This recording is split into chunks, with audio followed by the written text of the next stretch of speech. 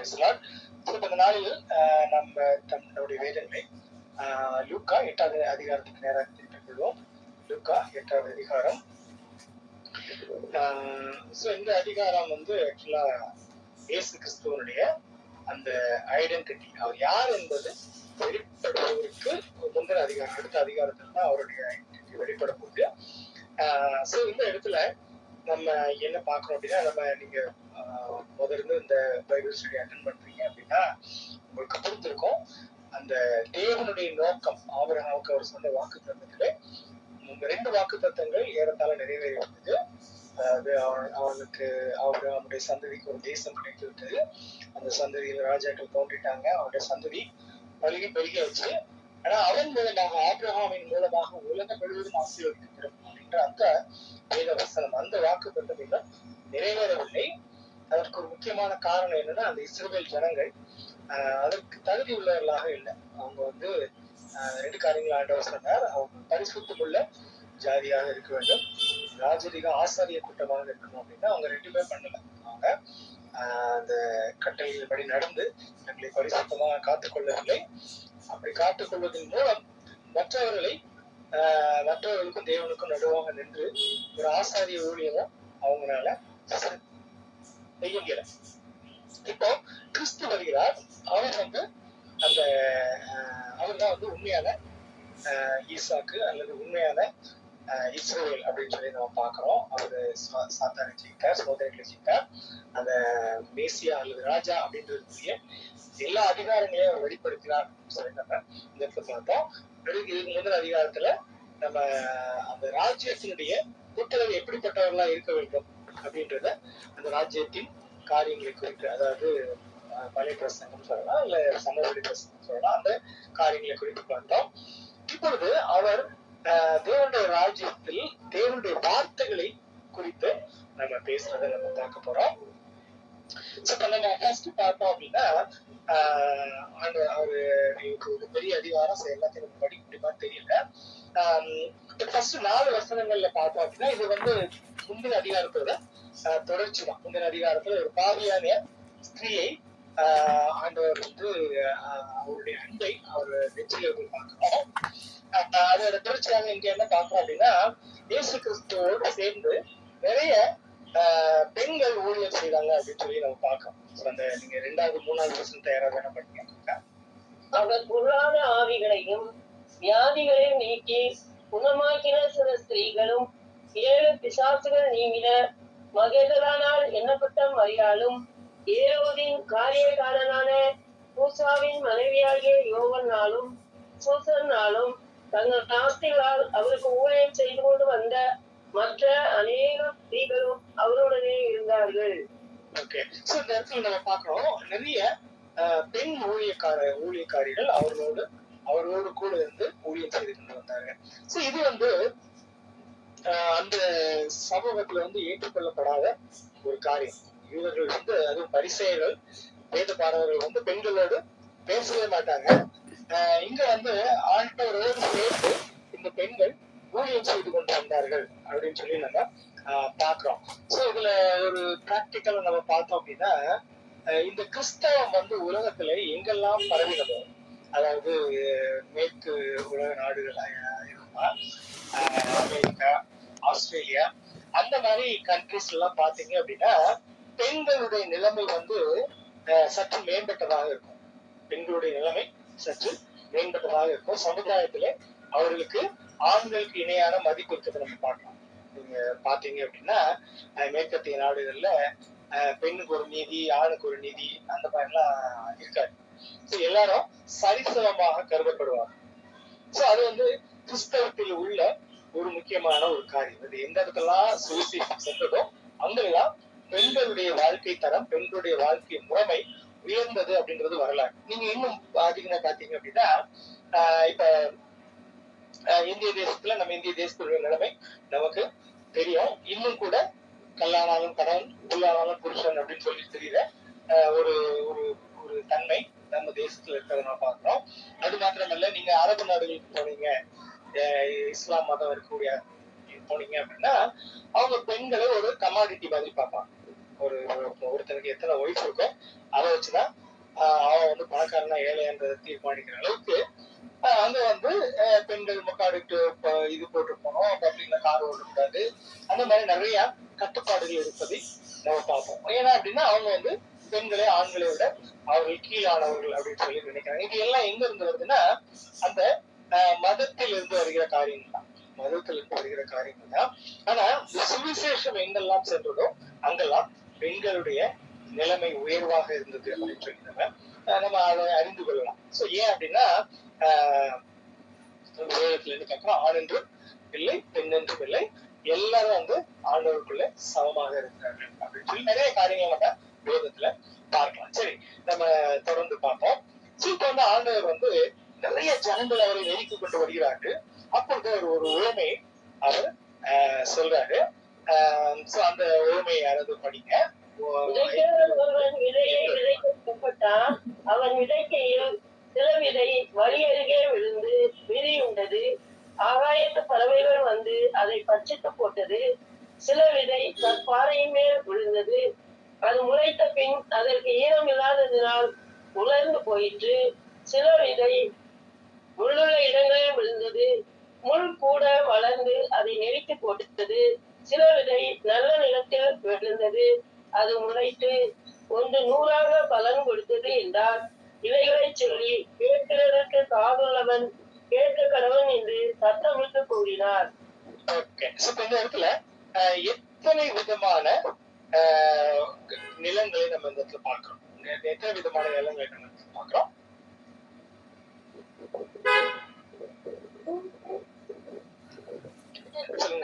நான்கு விதமான நிலம். கற்பாறை வழி அருகே விழுந்தது. வழி அருகே விழுந்தது. நல்ல நிலத்தில் விழுந்தது. ஓகே, அப்ப 4 விதமான இடங்களை பார்க்கிறோம். இதுல விதையில எல்லாம் ஒரே விதையா வேற வேற விதையா?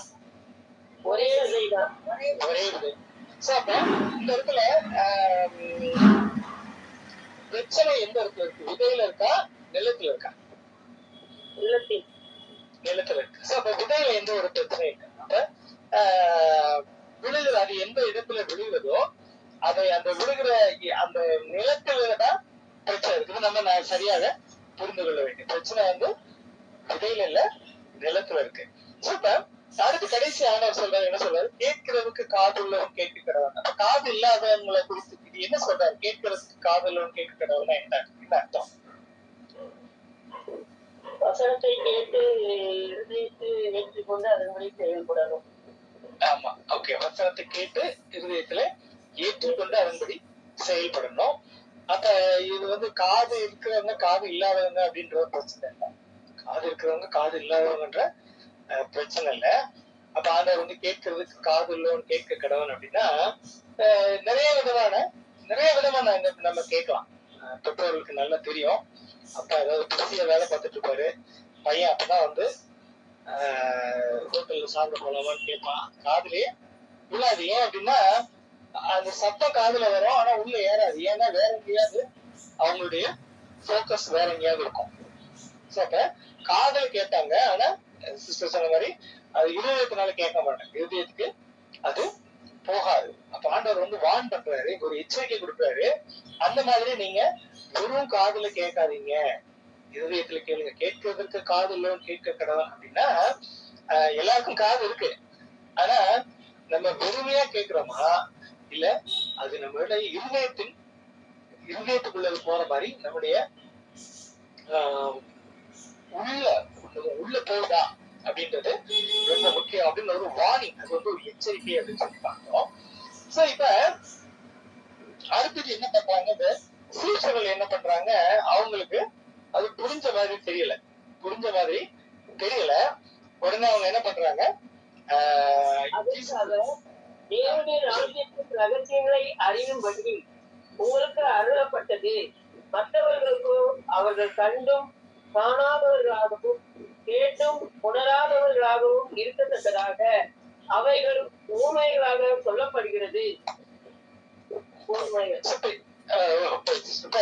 இந்த ஜீசஸ் என்ன சொல்றாரு, இவங்க வந்து கேக்குறாங்க, கேட்டதுக்கு அதுக்கப்புறம் அவர் என்ன சொல்றாரு, உவமையா ஏன் சொல்ற அப்படின்றதுக்கு ஒரு ரீசன் சொல்றாரு. அப்ப உங்களுக்கு வந்து தேவனுடைய ரகசியங்களை அறியும்படி அருளப்பட்டது. அருளப்பட்டது அப்படின்னா இங்கிலீஷ்ல கிரேஸ் அப்படின்னு சொல்றோம். அதாவது கிருபை. உங்களுக்கு தேவனுடைய ரகசியத்தை அறிந்து கொள்ளும்படி கிருபை கொடுக்கப்பட்டது அப்படின்னு சொல்லி அர்த்தம். ஆனா சிலர் வந்து என்ன, அவங்க கண்டும் காணாதவர்களாகவும் கேட்டும் உணராதவர்களாகவும் இருக்கத்தக்கதாக அவர்களுக்கு உவமைகளாக சொல்லப்படுகிறது. சிலருக்கு வந்து அது புரியாம போகுது. அப்ப அது ஏன் அப்படின்னு சொல்லி நம்ம சிந்திச்சோம் அப்படின்னா, இது வந்து இந்த இந்த இந்த லைன், அதாவது கண்டும் காணாதவர்களாகவும் கேட்டும் உணராதவர்களாகவும் இருக்கிறது அப்படின்றது வேறொரு இருக்குது பழைய ஏற்பாட்டுல. இது ஒரு தீர்க்க தரிசனத்துடைய நிறைவேறுதல். யாருக்காவது ஞாபகம் இருக்கா? ஏசாயா தீர்க்கதரிசி குறித்து சொல்லுவார்ல, அவர்கள் கண்டும் காணாது. Very good, very good. ஆமா, ஏசாயா தீர்க்கதரிசி. ஏசாயாவுடைய புத்தகம் 6:9-10 வரைக்கும் அந்த வசனங்கள் இருக்கும். இப்ப படிக்க வேணாம். பட் அது எதற்காக கொடுக்கப்பட்டது அப்படின்னா, இந்த இஸ்ரவேல் ஜனங்கள் விக்கிரகத்திலே விழுந்து போகிறார்கள்.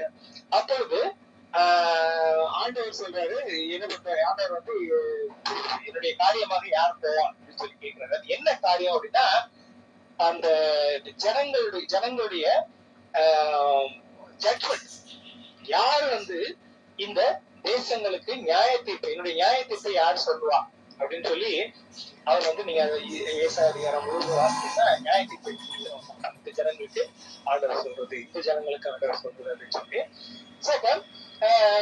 இது வந்து அந்த அவருடைய சொந்த ஜனங்கள் அவரை விட்டு விலகின போது அவர்களுக்கு நியாய தீர்ப்பாக இது சொல்லப்பட்ட வசனம். அது மாத்திரமல்ல, அந்த மற்ற ஜனங்கள் புறஜாதியார் வந்து விசுவாசிப்பாங்க அப்படின்னு சொல்லி அதுல இருக்கு. அந்த இடத்துல அது இருக்கும், புறஜாதியார் விசுவாசிப்பாங்க. ஆனா ஒரு சமயம் வருகிறது, அந்த சமயத்துல இந்த இஸ்ரவேல் ஜனங்கள் வந்து தேவனுடைய வார்த்தையை நம்புவார்கள் அப்படின்னு சொல்லி அது இருக்கும். நமக்கு இப்ப சமயம் இல்லை, பட் நம்ம இன்னும் படிக்கும்போது இன்னும் கிளியரா தெரியும். இது வந்து ஆண்டவர் வேணுட்டே மறைக்கிறாரா அப்படின்ற ஒரு கேள்வி வரும். அது உண்மையா இல்லையா நம்ம பார்ப்போம்.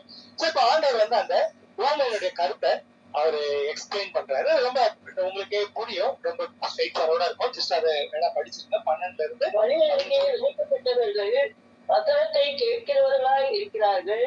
அவர்கள் விசுவாசித்து ரட்சிக்கப்படாதபடிக்கு பிசாசானவன் வந்து அவ்வசனத்தை அவர்கள் இருதயத்திலிருந்து எடுத்து போடுகிறான். படிக்கணுமையா?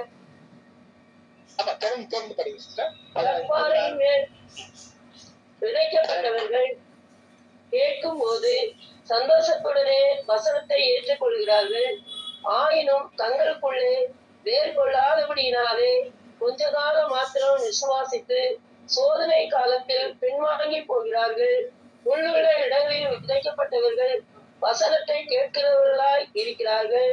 கேட்டவுடனே போய் பிரபஞ்சத்திற்குரிய கவலைகளினாலும் ஐஸ்வர்யத்தினாலும் சிற்றின்பங்களினாலும் வெறுக்கப்பட்டு பலன் கொடால் இருக்கிறார்கள். நல்ல நிலத்தில் விதைக்கப்பட்டவர்கள் வசனத்தை கேட்டு அதை உண்மையும் நன்மையுமான இருதயத்திலே காத்து பொறுமையுடனே பலன் கொடுக்கிறவர்களாய் இருக்கிறார்கள். ஆண்டவர் வந்து இந்த இடத்துல எக்ஸ்பிளைன் பண்றாரு. இப்ப நமக்கு இது வந்து என்ன கற்றுக்கொள்றோம் அப்படின்னா, ஆண்டவர் ஒரு பெரிய கூட்டத்துல இந்த உண்மையை சொல்றாரு. அப்ப அந்த பெரிய கூட்டத்துல இருந்து அதுல நிறைய பேருக்கு கட்டாயம் அந்த உண்மை புரியல.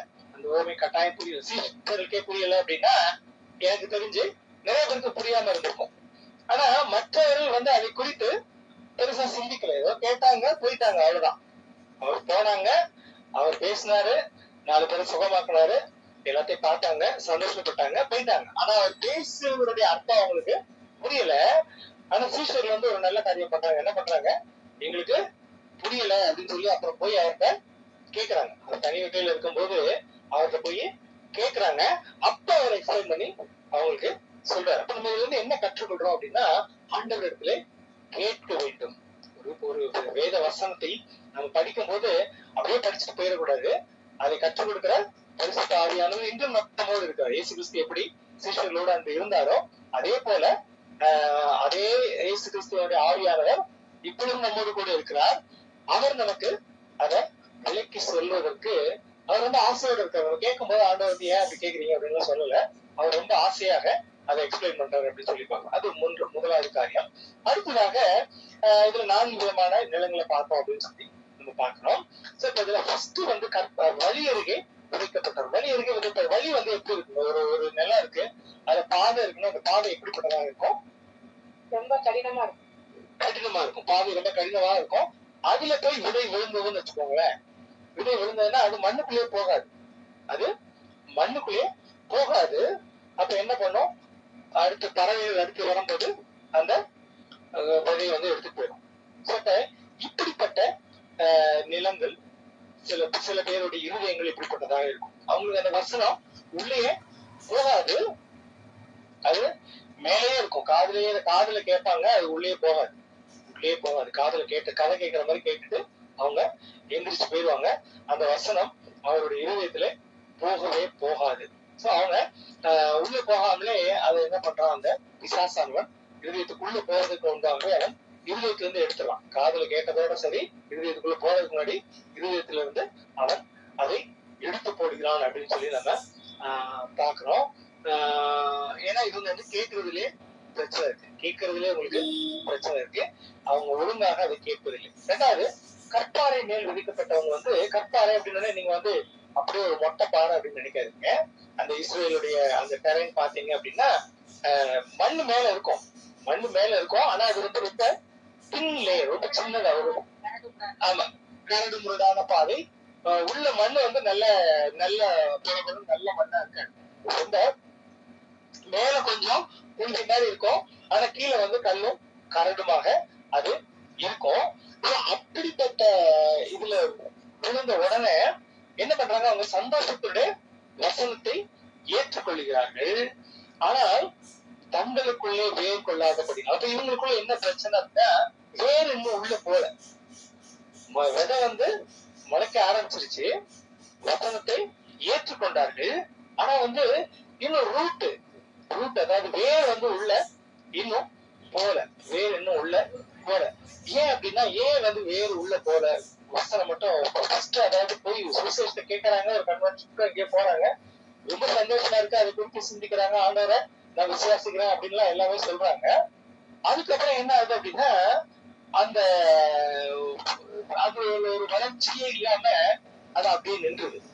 ஏன் அப்படின்னா, நீங்க எத்தனையோ மரத்தை பாக்குறீங்க, அது கீழே மரம் மேல மோசமா இருக்கு அப்படின்னா கீழே வேர்ல பிரச்சனை இருக்கு. பிரச்சனை வந்து வேர்ல தான் எப்பயுமே இருக்கும். சரியா? பிரச்சனை வந்து வேர்ல தான் எப்பயுமே இருக்கும். அதோடைய விளைவுகள் தான் வெளியில தெரியும். அப்ப இந்த வேர் வந்து போகவில்லை. அப்ப ஏன் அப்படின்னா, அதுக்கு தண்ணி ஊற்றப்படவில்லை. அது வந்து ஒரு வெட், ஒரு ஈரம் அதுக்கு கிடைக்கவே இல்லை. வேர் வந்து எப்ப விட ஆரம்பிச்சு அப்படின்னா, அது ஃபர்ஸ்ட் கேட்டோடனே மாத்திரம் இல்ல, அதுக்கப்புறமும் நம்ம திரும்ப அதன் மீது தண்ணி ஊற்றப்பட வேண்டும். தண்ணி ஊற்றப்பட வேண்டும் அப்படின்னா நம்ம இன்னும் அதிகமாக அதை புத்தகத்தை கேட்க வேண்டும், ஆராய வேண்டும். அப்படி செய்யும் போதுதான் நம்ம வந்து இன்னும் அதிகமாக கிறிஸ்துவுக்குள்ளே நாம் வேர் கொண்டவர்களாக மாற முடியும். யாராவது ஒருத்தர் கொலோசியர் 2:7 அதை படிங்க. கொலோசியர் 2:7.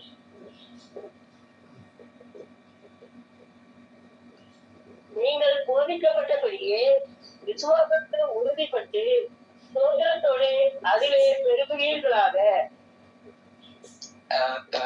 தமிழ்ல வேறத்துல இருக்கு நினைக்கிறேன். ஆகையால் நீங்கள் கர்த்தராகிய கிறிஸ்து இயேசுவை ஏற்றுக்கொண்டபடியே அவருக்குள் வேறு கொண்டவர்களாகவும் அவர் மேல் கட்டப்பட்டவர்களாகவும் அவருக்குள் நடந்து கொண்டு. ஓகே, சோ இப்ப இந்த இடத்துல நம்ம என்ன பார்க்கணும்னா, நீங்க ஏற்றுக்கொண்டீங்க, ஆனா கிறிஸ்து இயேசுவுக்குள்ளே நீங்கள் வேர் கொண்டவர்களாக மாற வேண்டும். சோ இவங்களுக்குள்ளாக வேர் கொள்ளாதபடினாலே அவங்க வந்து கொஞ்ச நாள் விசுவாசிச்சுட்டு அப்புறம் பின்வாங்கி போகிறார்கள் அப்படின்னு பார்க்கலாம். அடுத்து முள்ளுள்ள இடங்களிலே விதைக்கப்பட்டார்கள். சோ இப்ப இந்த இடத்துல என்ன ஆகுதுன்னா, நிலம் வந்து கீழே நல்லாதான் இருக்கு, ஹார்டாலாம் இல்ல, செடி நல்லா வளருது. ஆனா அதை சுற்றிலும் வந்து முள்ளுகள், களைகள் அதை அமுக்குது.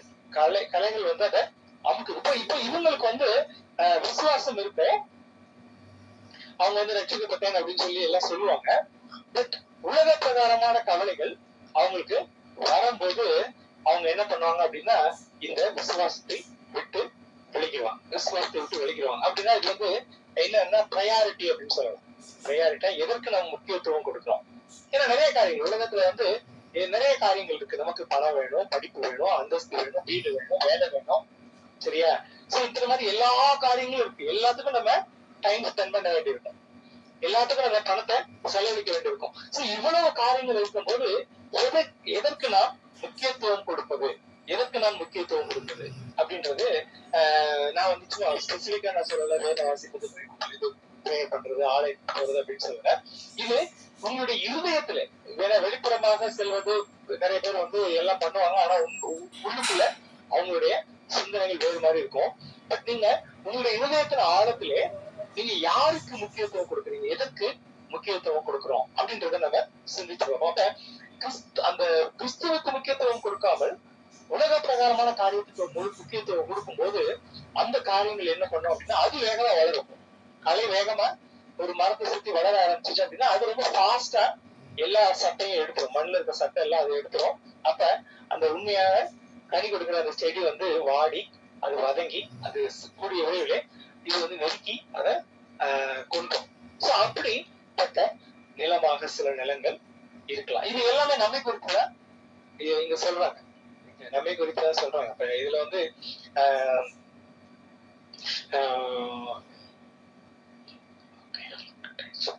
ஹலோ கேக்குதா? திடீர்னு கட்டணும். Okay, thank you. அடுத்ததாக நல்ல நிலத்துல விழுந்து விதைக்கப்பட்ட விதை. அதை வந்து அவங்க வந்து அது விதை விழுந்து அது வளர்ந்து அதை வந்து அவங்க இருதயத்திலே காத்துக்கொண்டு அப்ப வந்து இருதயத்துக்குள்ள அது போயிடுது, பொறுமையுடனே பலன் கொடுக்கிறவர்களா இருக்கிறார்கள். இதுல இந்த நாம் எப்படிப்பட்ட நிலமாக நாம் இருக்கிறோம் அப்படின்றத நம்ம சிந்திச்சு பார்க்கணும். நம்முடைய இருதயம் கடினமானதாக இருக்கிறதா? ஒரு வசனத்தை கேட்டு அதை குறித்து நம்ம சிந்திக்காம அப்படியே அந்த வசனம் அதோட மறைஞ்சு போயிருதா? பிசாசு வந்து அதை எடுத்து போயிடுறானா? அல்லது நாம் வந்து கற்பாறையின் மேல விதிக்கப்பட்டது மாதிரி அன்னைக்கு ரொம்ப சந்தோஷமா இருக்கும், ஆனா கொஞ்ச நாள்ல நம்மளுடைய அந்த விசுவாசம் மங்கி போகிறது அப்படின்னா நம் கற்பாறையிலே போன்ற ஒரு நிலமாக இருப்போம்.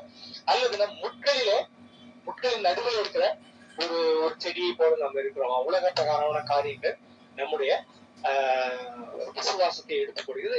அல்லது நாம் நல்ல நிலமாக இருக்கிறோமா அப்படின்னு சொல்லி நம்ம சிந்திச்சு பார்க்கணும். இப்ப இந்த இடத்துல என்ன பார்க்கணும் அப்படின்னா விதையானது எல்லாருக்கும் விதிக்கப்படும்.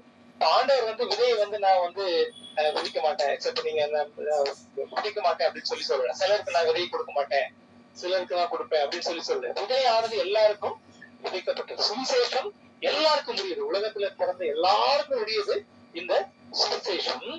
பிரச்சனை எங்க இருக்கு அப்படின்னா ஏற்றுக்கொள்கிறவர்கள் அந்த நிலம் எப்படிப்பட்டதாக இருக்கிறது அப்படின்றதுதான் பிரச்சனை. நம்ம அதை ஏன் சொல்றோம் அப்படின்னா நீங்க அடுத்த வசனத்தை படிங்க. அடுத்து 16 வரை படிங்க. ஒருவனோ விளக்கை கொளுத்தி அதை ஒரு பாத்திரத்தினாலே மூடவும் மாட்டான், கட்டிலின் கீழே வைக்கவும் மாட்டான். உள்ளே பிரவேசிக்கிறவர்கள் அதில் வெளிச்சத்தை காணும்படிக்கு அதை விளக்கு கட்டிட்டு வைப்பான். வெளியரங்கமாகாத ரகசியமும் இல்லை, அறியப்பட்டு வெளிக்கு வராத மறைவுகளும் இல்லை. ஆதலால் நீங்கள் கேட்கிற விதத்தை குறித்து கவனியுங்கள். உள்ளவன் எவனோ அவனுக்கு கொடுக்கப்படும், இல்லாதவன் எவனோ அவன் தனக்கு உண்டென்று நினைக்கிறதும் அவனிடத்திலிருந்து எடுத்துக்கொள்ளப்படும் என்றார். கேக்குறது கொஞ்சம் கடினமான காரியமா தான் இருக்கு. இன்னும் அந்த ஓமையை முடியவில்லை, அந்த கன்டினியூஷன் அந்த தொடர்ச்சியை நம்ம பார்க்கிறோம். அப்ப ஆண்டவர் என்ன சொல்றாரு? ஆண்டவருடைய நோக்கம் சிலருக்கு ரட்சிப்பு கொடுத்துட்டு சிலரை விட்டு விடுவதல்ல, விதையானது எல்லாருக்கும் விடுக்கப்பட்டது. அவர் அந்த அதே காரியத்தை திரும்ப சொல்றாரு. ஒருவனும் விளக்கை கொளுத்தி அதை வந்து ஒரு பாத்திரத்துல மறைச்சு வைக்க மாட்டாங்க. இந்த இடத்துல விளக்கு அப்படின்றது அந்த வேத வசனத்துக்கு ஒப்பனையானதாக இருக்கிறது. எப்படி விதையை வந்து எல்லா இடத்துலயும் அவர் விதைக்கிறாரோ அதே மாதிரி விளக்கை கொளுத்தி எல்லாருக்கும் தெரியணும் அப்படின்னு சொல்லிதான் அதை வைப்பாங்க. அவங்க வைப்பாங்க. அப்ப ஆண்டவர் வந்து எல்லாரும் ரட்சிக்கப்படணும் அப்படின்னு தான் விதியை விதைக்கிறார். ஆனால் கேட்கிறவர்கள் அதை அல்லது நிலம் வந்து ஒழுங்காக இல்லாத பட்சத்துல அதற்கு பலன் இருக்காது. அப்ப நம்ம அந்த அந்த 18ஆம் வசனத்தை படிச்சோம் அப்படின்னா ஆண்டவர் என்ன சொல்றாரு, ஆதலால் நீங்கள் கேட்கிற விதத்தை குறித்து கவனியுங்கள், கேட்கிற விதத்தை குறித்து கவனியுங்கள். இது ரொம்ப முக்கியமான ஒரு வசனம். ஏன்னா நீங்க எப்படி ஒரு வசனத்தை கேட்கிறீங்க, தேவனுடைய வார்த்தையை நீங்க எப்படி கேட்கிறீங்க அப்படின்றது குறித்து கவனிங்க. இப்ப சில காரியங்களை நம்ம ரொம்ப மேலோட்டமா கேட்போம், சில காரியங்களை ரொம்ப ஆழ்ந்து கேட்போம். சரியா? ஏன் அப்படின்னா நமக்கு அது தேவை அப்படின்னா நம்ம மேலோட்டமா கேட்போம், தேவை இல்லை அப்படின்னா ரொம்ப மேலோட்டமா கேட்போம். நான் சொன்ன மாதிரி இப்ப ஒரு அப்பா வேலை பார்த்துட்டு இருக்காரு, பையன் வந்து சாப்பாட்டுக்கு இப்போ சினிமா போன காசு கொடுங்க, இல்ல ஹோட்டலுக்கு போன காசு கொடுங்க அப்படின்னா ரொம்ப டீப்பா வேலை பார்த்துட்டு இருந்தாருன்னா அதுல கவனம் இருக்காது.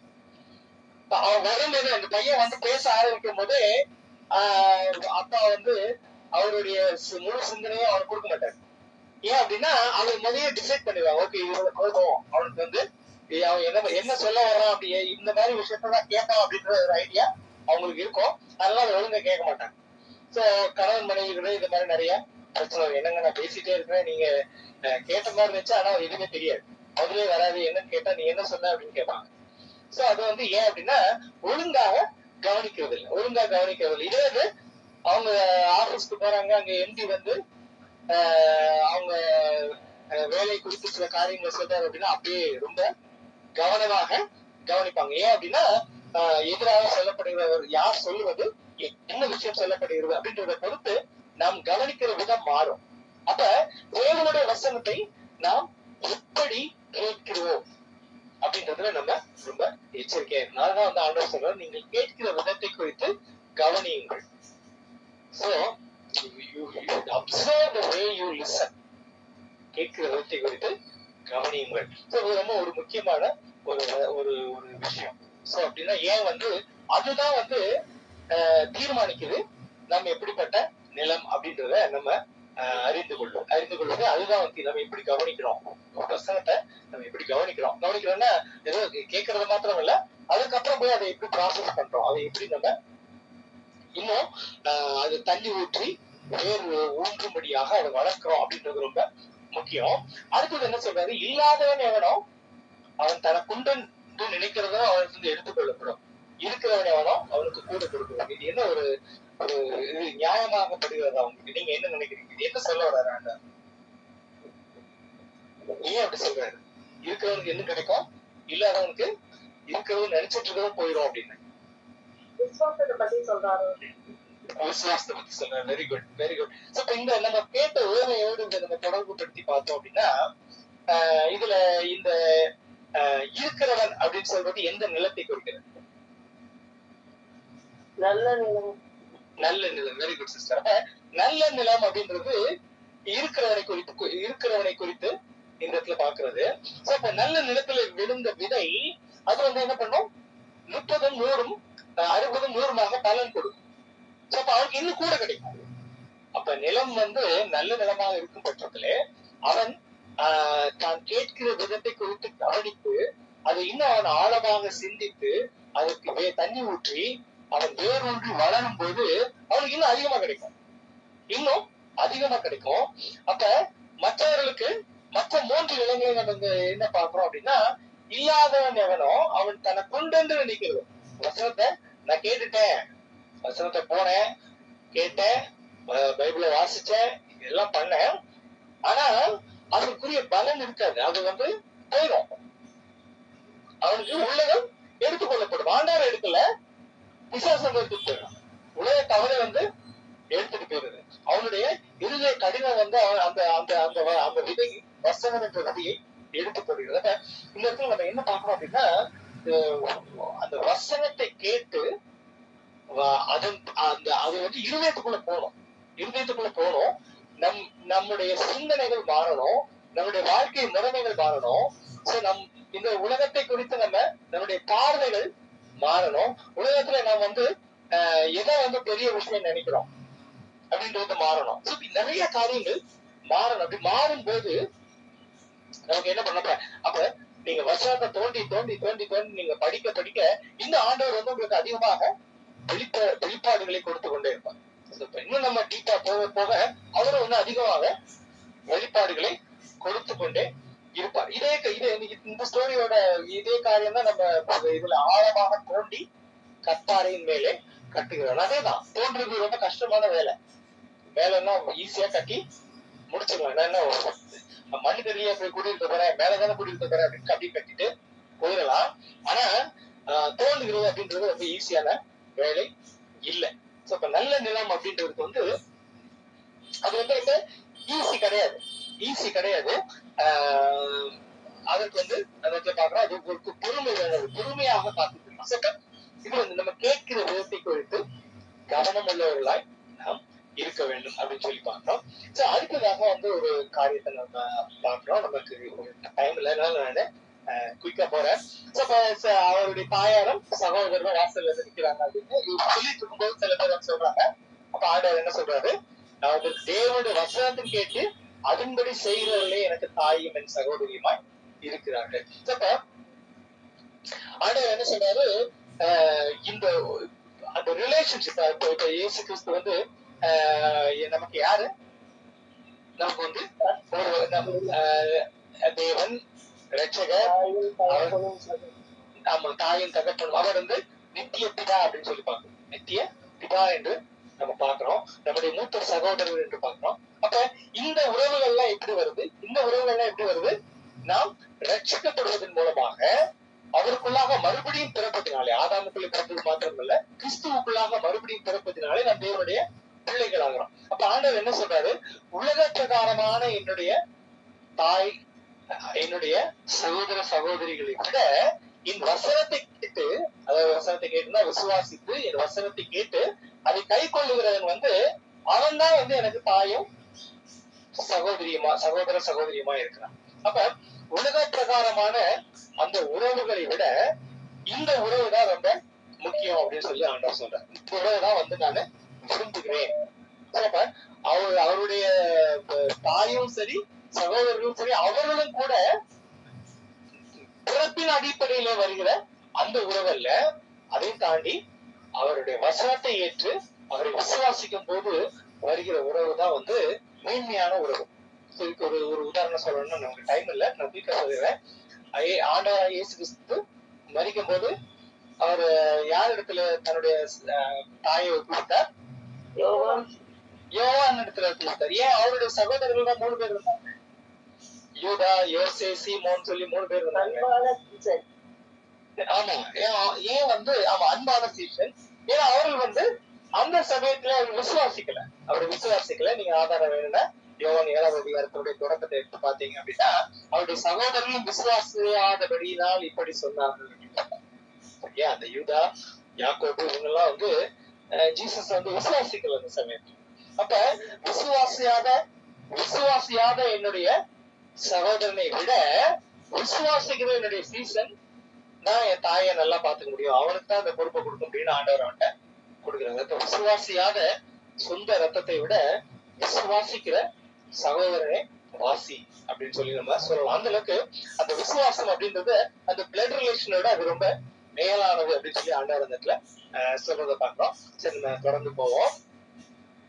அடுத்ததாக ஒரு இன்சிடென்ட் நடக்குது. இப்ப இந்த ஸ்டோரி உங்களுக்கு நல்லா தெரியும். அவங்க அந்த கலிலேயா கடலை கடந்து போறாங்க.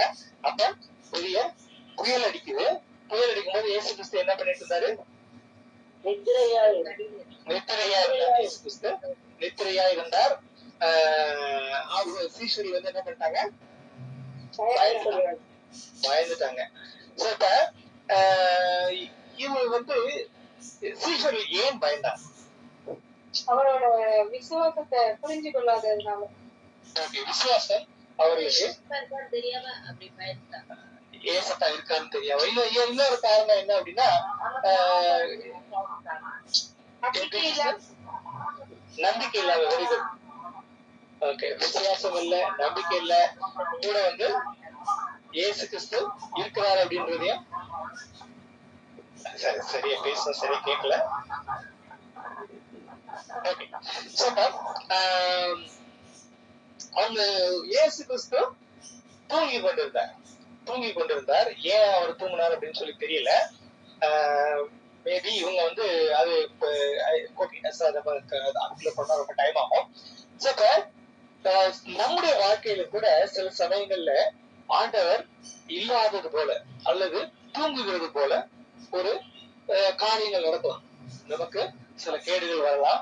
நம்ம எதிர்பாராத விஷயங்கள் நடந்தது போல அவங்க படகுல போயிட்டு இருக்கிறோம், இயேசு கிறிஸ்து இருக்கிறாரு, ஒண்ணும் நடக்காது அப்படின்ட்டு போயிட்டு இருப்பாங்க. ஆனாலும் காரியங்களை பார்த்தா ஆண்டவர் இல்லாதது போல அல்லது தூங்குகிறவர் போல ஒரு காரியங்கள் அவருடைய வாழ்க்கையில நடக்குது. பழைய பாட்டுல தாவீது போல நம்ம பார்க்கலாம், ஆண்டவரே நீர் ஏன் நீர் நித்திரையா இருக்கிறீர் என் வாழ்க்கையில. ஆனா நம்ம வேதத்துல என்ன பார்க்கிறோம், அவர் இஸ்ரவேலை காக்கிறவர் உறங்குகிறது இல்லை தூங்குகிறது. அப்ப ஆண்டவர் வந்து மனுஷகுமாரனாக அவர் வந்து தூங்குவது போல இருந்தாலும் அவர் அங்க முடிச்சுதான் இருக்கிறார். ஹி நோஸ், அவருக்கு தெரியும் என்ன நடக்குது அப்படின்னு. அப்ப சீஷர் வந்து பயந்து அவரை வேகமா போய் எழுப்பி என்ன சொன்னாங்க, நாங்கள் மடிந்து போகிறோம். இன்னொரு இடத்துல உங்களுக்கு கவலை இல்லையான்னு கூட இருக்கும். இன்னொரு இடத்துல நாங்கள் மடிந்து போகிறோம் அப்படின்னு சொல்லி அவங்கள அவர் எழுப்புறாங்க. அப்ப அவர் எழுந்த உடனே காற்றையும் ஜலத்தின் கொந்தளிப்பே வரல. அப்ப ஆண்டவருடைய இந்த அதிகாரத்தை he can control the waves and winds. அதாவது அந்த மேசியா வருகிற ரட்சகர், இந்த ராஜா எவ்வளவு காரியங்கள் நம்ம பார்த்தோம், நிறைய காரியங்களை பார்த்தோம். பிசாசின் மேல் அதிகாரம், வியாதியின் மேல் அதிகாரம், அதாவது சாபங்களின் மேல் அதிகாரம், பாவத்தின் மேல் அதிகாரம். இங்க வந்து இயற்கையின் மேல உள்ள அதிகாரத்தை பார்க்கலாம். ஒரு வார்த்தை சொன்னால் கடல் கொந்தளிப்பு நிற்கும் அப்படின்னு சொல்லி பார்க்கலாம். காற்றிடத்திலும் கடல் இடத்திலும் பேசுகிற அதிகாரம் அவருக்கு இருந்தது அப்படின்னு சொல்லி பார்க்கிறோம். அதாவது கரெக்டா சொல்றாரு, அவர்களை நோக்கி உங்கள் விசுவாசம் எங்கே? விசுவாசம்னா என்ன? விசுவாசம்னா என்ன? காணப்படாதது நிச்சயம், நம்பப்படாத உறுதியுமா இருக்கு.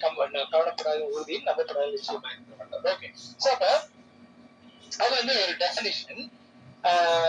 அப்ப விசுவாசம் என்பது யார் மேல வைக்கிறது? கடவுள் மேல வைக்கிறது. ஓகே, அவர் ஒரு மேல ஒரு வைக்கிறது. ஜென்ரலா சொல்றாங்க, நான் வந்து ஒண்ணுதான்ப்பா நம்பி இருந்தேன் அப்படின்னு சொல்லி நீங்க உங்க ஃப்ரெண்ட பார்த்து சொல்லலாம். இப்ப ஏதோ ஒரு காரியம் நடக்கணும்னு வச்சுக்கோங்களேன், ஏதோ கலெக்டர் ஆபீஸ்ல ஒரு காரியம் நடக்கணும். அப்ப அங்க ஒருத்தரை பிடிச்சிருக்கீங்க, அது வந்து சொல்றீங்க நான் ஒன்னதான்ப்பா நம்பி இருந்தேன் அப்படின்னு சொல்லி. அப்ப நீங்க வந்து வேலை சொன்னா நீங்க அவன் மேல விசுவாசம் வச்சிருக்கீங்க, இந்த காரியத்தை அவர் பிடிச்சிட்டு போவார் அப்படின்னு சொல்லி. சோ இப்ப அது நடக்கல அப்படின்னா நீங்க என்ன பண்ணுவீங்க? அவரை கூப்பிட்டு, அப்ப அவன் மேலதான் நானு நம்பிட்டு இருந்தேன், அவன் மேலதான் விசுவாசம் வச்சிருந்தேன், நீ இப்படி கவுத்திட்டிய, நீ இப்படி பணம் விட்டுட்டிய அப்படின்னு சொல்லி நம்ம சொல்லுவோம். அப்ப விசுவாசம் ஏன் எப்ப நம்ம ஒரு மேல வைப்போம் அப்படின்னா, அவருக்குள்ள அதிகாரம் என்ன, அவர் யார் என்று தெரியப்பட்ட விசுவாசம். சரியா? நீங்க போய் இப்ப ரோட்ல தெரியுறவன்ட்ட வந்து நான் போய் கலெக்டர் ஃப்ரெண்டு நான் போய் பேசி அவனுக்கு முடிச்சுட்டேன் அப்படின்னா நீங்க நம்புவீங்களா? நம்ப மாட்டீங்க. சோ இதே இது அவர் யார், எப்படிப்பட்டவர் அப்படின்னு உங்களுக்கு தெரிஞ்சிருந்தாதான் உங்களால இந்த காரியத்தை இவர்னால செய்ய முடியும் அப்படின்னு நமக்கு விசுவாசம் வரும். அப்ப விசுவாசம் வருவதற்கு ஒரு முந்தைய படி என்ன அப்படின்னா, ஒருவர் யார் என்று உங்களுக்கு தெரிஞ்சுக்கும். சரியா? ஒருவர் யார், எப்படிப்பட்டவர், அவருடைய அதிகாரம் என்ன அப்படின்னு தெரிஞ்சிருந்தாதான் நம்ம விசுவாசம் அவர் மீது வைக்க முடியும்.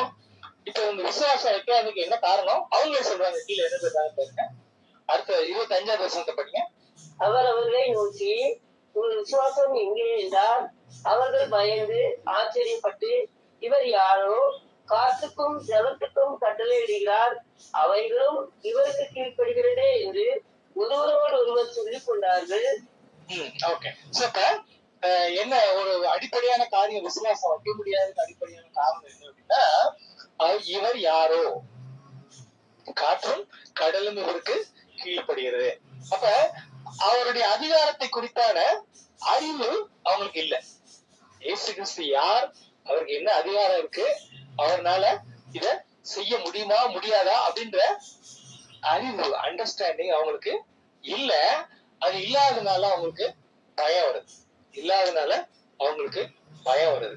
இப்ப ஃபிளைட்டே ஓட்ட தெரியாத ஒருத்தர் ஃபிளைட்டை ஓட்டிட்டு போனாலும் நீங்க உங்களை உட்கார வச்சிருந்தாங்கன்னா உங்களுக்கு பயம் வரும் இல்லையா? பஸ் ஓட்ட தெரியாத ஒருத்தருக்கு பஸ் ஓட்டுறாரு, இல்ல கார் ஓட்ட தெரியாத ஒருத்தர் ஓட்டுறாரு, நீங்க பக்கத்துல உட்காந்துருக்கீங்கன்னா உங்களுக்கு பயம் வரும். அதே இது அவர் பயங்கரமான டிரைவர் நல்லா தெரியும் அப்படின்னா உங்களுக்கு தைரியத்தை வரும். அது மாதிரி இவங்களுக்கு அவர் யாருன்ற அறிவு இவங்களுக்கு இல்ல.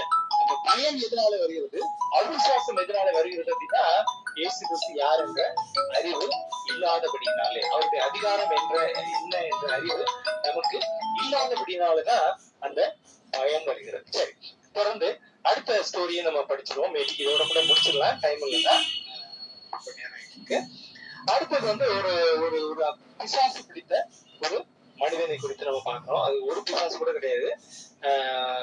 அந்த அப்ப அவர் சொல்றத அப்ப 27, 28 படிங்க.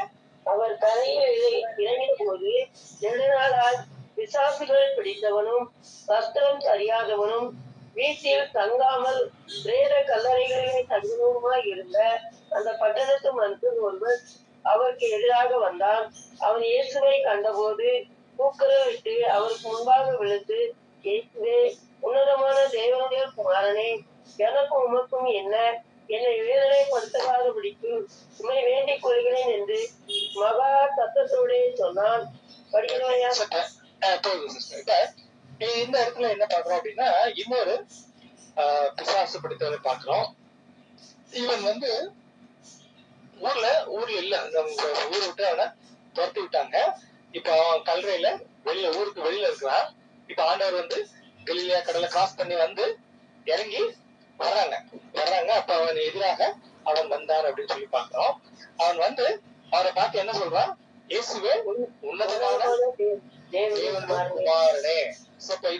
இது கரெக்டான ஸ்டேட்மெண்டா? கரெக்ட். பிசாசு கரெக்டா சொல்றான், இயேசுவே உன்னதமான தேவனுடைய குமாரனே அப்படின்னு சொல்லிட்டு அவர் கண்ட போது கூக்குரலிட்டு அவன் என்ன சொல்றான், என்னை வேதனைப்படுத்தாதபடி உண்மை வேண்டிக் கொள்கிறேன், வேதனைப்படுத்தாதபடி உண்மை வேண்டிக் கொள்கிறேன். இப்ப இன்னும் இடத்துல பாத்தீங்கன்னா இன்னும் இருக்கும், எங்களை வேதனைப்படுத்தாதபடி தேவன் பேரிலே உனக்கு ஆணை அப்படின்னு சொல்லி சொல்ற மாதிரி இருக்கும். அப்ப பிசாசுக்கு அந்த அறிவு இருக்கு. இயேசு கிறிஸ்துவை வந்து யாரு இன்ஃபுளுன்ஸ் பண்ண முடியும்? பிதா ஒருவர் தான் இன்ஃபுளுன்ஸ் பண்ண முடியும். இப்ப இயேசு கிறிஸ்துவ வந்து யாருடைய சொல்படி அல்லது யாருடைய ஆலோசனையின்படி காரியங்கள் செய்கிறார் அப்படின்னா பிதாவுடைய ஆலோசனையின்படி காரியங்களை செய்கிறார். அவர் பிசாசுக்கு அது கூட தெரிஞ்சிருக்கு. தேவன் பேரிலே உனக்கு ஆணை அப்படின்னு சொல்லியிருக்கோம். நோட் பண்ணல, பட் இதே காரியம் தான் அந்த லேவியர் சொன்னதை குறித்து நம்ம அந்த இடத்துல அப்படி போட்டிருக்கோம். சரி, இப்ப இந்த இடத்துல ஒரு கேள்வி. இப்ப இவன் வந்து இயேசு கிறிஸ்துவை பார்த்து இந்த பிசாசு பயந்து அலறி வந்து என்ன சொல்லுது, நீர் வந்து உன்னதமான தேவனுடைய குமாரன் அப்படின்னு சொல்லுது. அப்ப பிசாசு வந்து ஏன் பயந்தது? அவரோட அதிகாரத்தை இப்ப இயேசு கிறிஸ்து யாருன்னு தெரிஞ்சிருக்கு, இயேசு கிறிஸ்துவனுடைய அதிகாரம் தெரிஞ்சிருக்கு. அது என்ன சொல்றதுன்னா, அதாவது எங்களை வந்து பாதாளத்துக்கு அனுப்பாதபடி வேண்டிக் கொண்டன அப்படின்னு இருக்கும். சாரி, நான் எல்லாத்தையும் நோட் பண்ணல, நீங்க நோட் பண்ணி படிங்க. இந்த லேகியோட காரியத்தை பார்க்கும்போது எங்களை பாதாளத்துல அனுப்பாதீங்க. இங்கதான் இருக்கு, 31வது வருஷம் இருக்கு, அதெல்லாம் படிங்க. தங்களை பாதாளத்திலே போக கட்டளையிடாதபடிக்கு அவைகள் அவரை வேண்டிக் கொண்டன. ஓகே, இந்த அவைகள் இருக்கு, அவைகள் பன்மையில இருக்கு. அப்ப ஏன் அப்படின்னா இயேசு கிறிஸ்து கேட்கிற 30வது வருஷத்தை படி. இயேசு அவரை நோக்கி, உன் பேர் என்னவென்று கேட்டார். அதற்கு அவர் லேகியோன் என்றார்.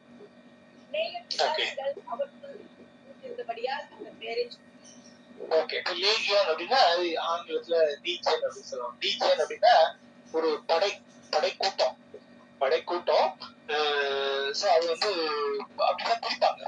ரோமர்கள் வந்து இது ஒரு லீஜியன் சொல்லி போர் சேவர்ல வந்து அப்படி பிரிச்சுட்டு அந்த ஒரு லீஜியன்ல 1000 பேருக்கு அதிபதி, அப்புறம் 100 பேருக்கு அதிபதி, 10 பேருக்கு அதிபதினு சொல்லி அந்த மாதிரி ஒரு கமாண்ட் ஸ்ட்ரக்சர் சொல்லலாம். அந்த மாதிரி இருக்கும். ஒரு லீஜியன் அப்படின்றது வந்து அல்லது லேகியோன் அப்படின்றது வந்து ஏறத்தாழ 4000 பேர் இருப்பாங்க அப்படின்னு சொல்லி அந்த இடத்துல பார்க்கணும். 4000 பேரு அந்த இடத்துல இருக்கலாம் அப்படின்னு சொல்லி நம்ம பாக்குறோம். இவங்கிட்ட ஒரு 4000 பிசாசு அவனை பிடிச்சிருக்கு. 4000 பிசாசு அவனை பிடிச்சிருந்தது. சோ இது ஒரு ஆள் கிடையாது, 4000 பேர். அவனை வந்து யாரும் கட்டவே முடியாது அப்படின்னு சொல்லி அந்த 29வது வருஷத்துல போட்டுருக்கு. ஏன் அப்படின்னா 4000 பேருக்குள்ள பலம் அவனுக்கு இருக்கும். அவன் யாரும் பிடிக்கவும் முடியாது, கட்டவும் முடியாது.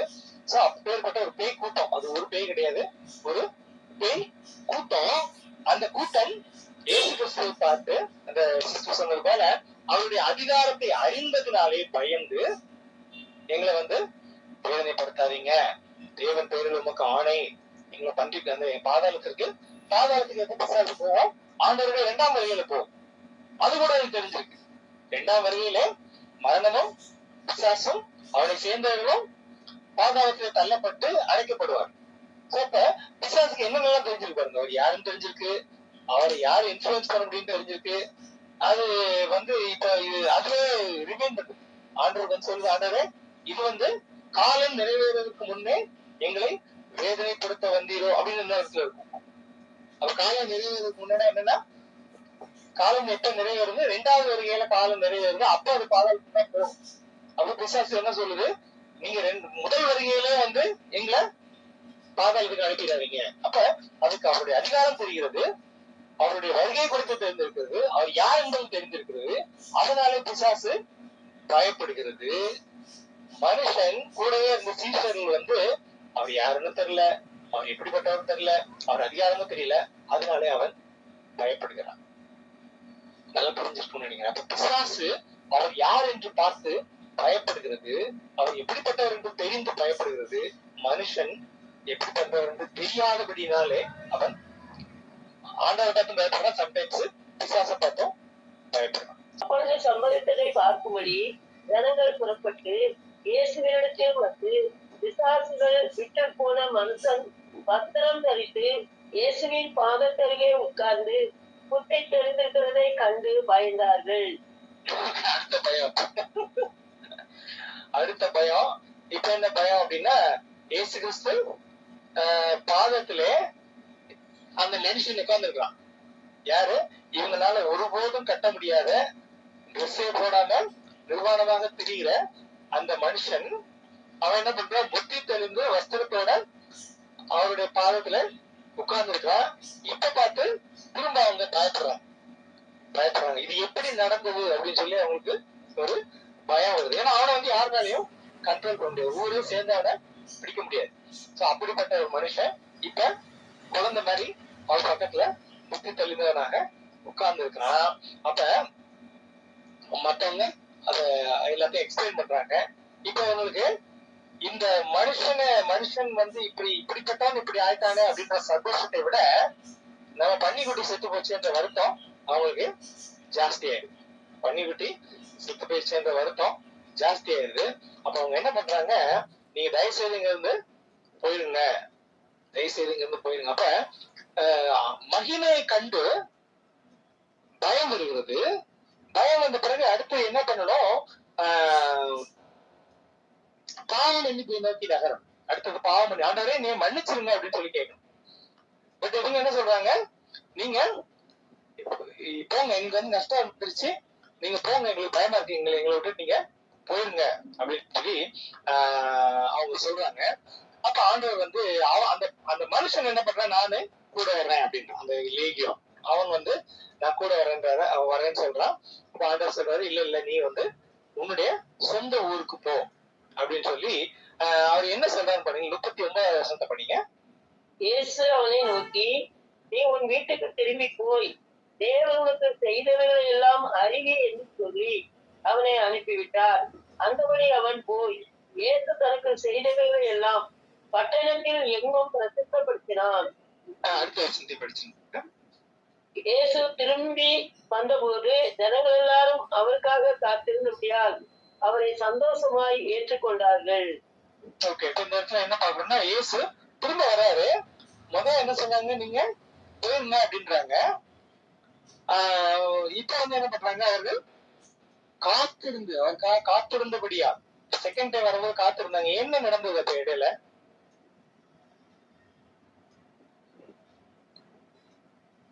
என்ன நடந்தது? ஃபர்ஸ்ட் வந்து அதே ஜனங்கள் என்ன பண்றாங்க, ஆமா, பயமடைந்து தங்களை விட்டு போகும்படி அவர் வேண்டிக் கொண்டார். நீங்க போயிருங்க அப்படின்றாங்க. அவரும் இயேசு கிறிஸ்து போயிட்டாரு. அப்புறம் திரும்ப அவர் வர்றாரு, வரும்போது அவர்கள் சந்தோஷமா ஏற்றுக்கொண்டார்கள். நடுவுல என்ன இருக்கு, அவர் என்ன சொல்றாரு, நீ போய் உன் வீட்டுக்கு போய் அறிவி அப்படின்றார். அப்ப இந்த மனுஷன் போய் ஆண்டவருடைய சுவிசேஷத்தை அந்த ஊர்ல சொல்லியிருக்கலாம், ஆண்டவருடைய சுவிசேஷத்தை பிரசித்திப்படுத்தினார். அப்பொழுது அவர்கள் அவருக்காக காத்திருந்த அவரை சந்தோஷமா ஏற்றுக்கொண்டார்கள் அப்படின்னு சொல்லி பாக்குறோம். அப்ப இந்த மனுஷன் அதான் அவர்கிட்ட ஆண்டவர் என்ன சொல்ல, நீ போய் அறிவின்றார். நீங்க எக்ஸசைஸ் ஹோம்ஒர்க் என்ன அப்படின்னா, இன்னொருத்துல அறிவின்னு சொல்றாரு. அடுத்து நம்ம இதோட முடிச்சிடலாம் இன்னைக்கு. அடுத்து அந்த அந்த பெரும்பாடுள்ள ஸ்ட்ரீட்டை வந்து அவர்கிட்ட வந்து என்ன பண்றாரு, யாருன்னு கண்டுபிடிச்சு எல்லாருக்கும் சொல்றபடியா செய்யறாரு. ஆனா யமீனின் குமாரத்திய குணமாக்கிட்டு நீ யாருக்கும் சொல்லாது அப்படின்றாரு. சரியா? சில இடத்துல சொல்லுன்றாரு, சில இடத்துல சொல்லாதன்றாரு. ஏன் அப்படி சொல்றாரு அப்படின்னு சொல்லி நீங்க யோசிச்சுட்டு வாங்க. நமக்கு இன்னைக்கு டைம் ஆயிடுச்சு, அதனால இதோட முடிச்சிருவோம். வேற ஏதாவது கேள்விகள் இருந்தா நம்ம இந்த இடத்துல கேட்கலாம். நான் அடுத்த வாரம் வரும்போது நம்ம 41வது வசனத்துல இருந்து நம்ம படிக்கலாம். அதே மாதிரி நான் சொன்ன மாதிரி இந்த இடத்துல அந்த லேகியோனை பார்த்து நீ சுவிசேஷத்தை அறிவி அப்படின்றாரு. அந்த பெரும்பாடுள்ள ஸ்ட்ரீட்டை வந்து அவபாடு தொட்டுட்டு சைலண்டா போயிருப்பா. அவளை கூப்பிட்டு யாரு அப்படின்னு சொல்லி கேட்டு அவள் வந்து ஓப்பரா வெளிப்படையாக சொல்ல முடியாத செய்கிறார். ஆனா எவீன இடத்துல வந்து நீ யாருக்குமே சொல்லாத அப்படின்னு சொல்லி சொல்றாரு. சோ நீங்க அதை பத்தி சிந்திங்க. வேற ஏதாவது கேள்விகள் இருந்தா நம்ம கேட்கலாம்.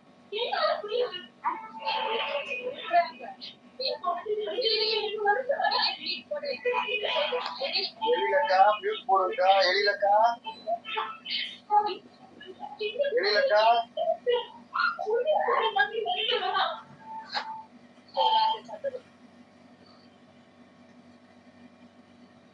ஓகே, கேள்வி இருந்தா கேளுங்க, அப்படி இல்லைன்னா நம்ம போயிடலாம்.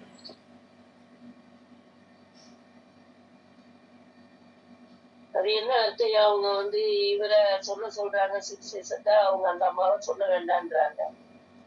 அது ரோமன் சிஸ்டர் யோசிச்சுட்டு வாங்க நீங்க. அடுத்த புக் எதனாது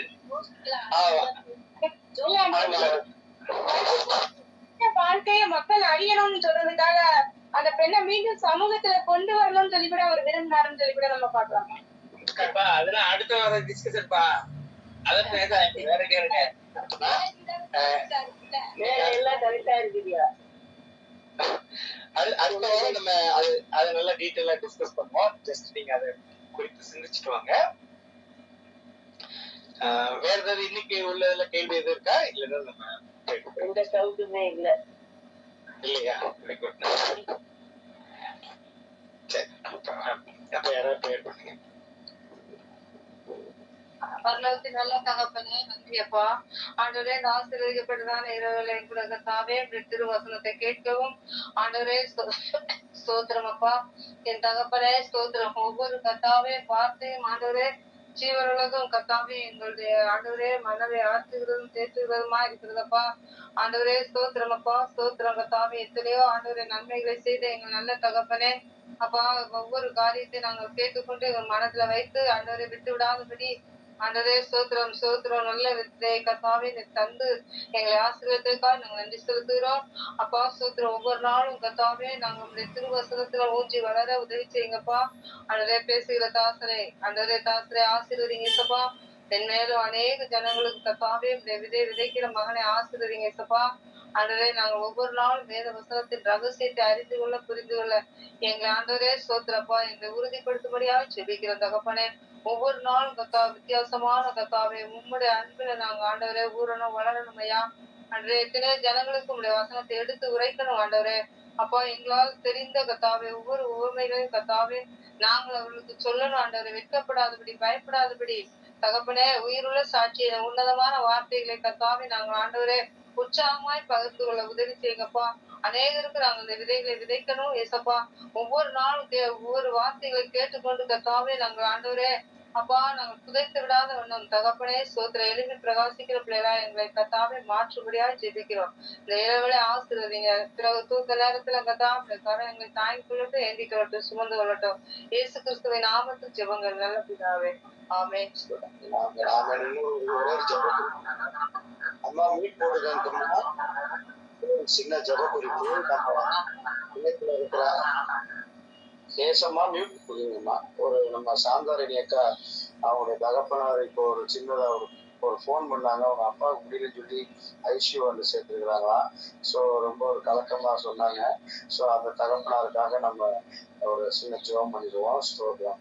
ஹல்லேலூயா. கண்களை மூடி அவங்க சாந்தாரணி அவங்க அப்பாவுக்காக நல்ல ஒரு சுகம்பலன் ஆரோக்கியத்தை ஆண்டவர் கட்டளைக்கு வழியாக நாம் யாவரும் ஒருமனப்பட்டு நம்ம ஜெபம் பண்ணுவோம். ஸ்தோத்திர ஆண்டவரே, எங்களை அதிகமாக நேசிக்கிற நல்ல தகப்பனே, அப்பா நாங்க நன்றி செலுத்துகிறோம் ஆண்டவரே. அப்பா சுகம் தருகிறவர் நீர், பலன் தருகிறவர் நீர், அப்பா அற்புதங்களை செய்கிறவர் நீங்க தான் ஆண்டவரே. அப்பா அந்த வேலையிலும் கூட ஆண்டவரே அப்பா சாந்தாரணி அப்பா உங்களுடைய கரத்துல அர்ப்பணிக்கிறோம் அப்பா. ஹல்லேலூயா. இந்த வேலையிலும் கூட ஆண்டவரே அப்பா உங்களுடைய சுகம் அப்பா மகனுக்குள்ள பாய்ந்து செல்வதற்காக நன்றி அப்பா. அந்த தகப்பனார் உங்களுடைய கரத்துல அர்ப்பணிக்கிறோம் அப்பா. ஹல்லேலூயா, ஹல்லேலூயா. ஓ என்ன காரணம், என்ன பலவீனம் என்பது எங்களுக்கு தெரியாது. ஆனால் நாங்கள் யாவரும் விசுவாசிக்கிறோம். எந்த சூழ்நிலை, எந்த விதமான பலவீனங்கள் எதுவாக இருந்தாலும் ஓ அப்பா உங்களுடைய நாமத்தை சொல்லி நாங்கள் ஜெபிக்கும் போது நிச்சயமாக அங்க விடுதலை உண்டாகும், நிச்சயமாக பலன் உண்டாகும் என்பதை நாங்கள் யாவரும் விசுவாசத்தோடு ஒரு மனதாக நாங்கள் ஜெபிக்கிறோம் ஆண்டவரே. கர்த்தர் இப்பொழுதே ஒரு மாற்றத்தை கட்டளையிடுவீராக. கர்த்தர் இப்பொழுதே சுக பலன் ஆரோக்கியத்தை கட்டளையிடுவீராக. ஓ உம்முடைய தழும்புகளால சுகம் உண்டாததற்காக நன்றி ஆண்டவரே. ஓ ஹல்லேலூயா, ஹல்லேலூயா, ஹல்லேலூயா.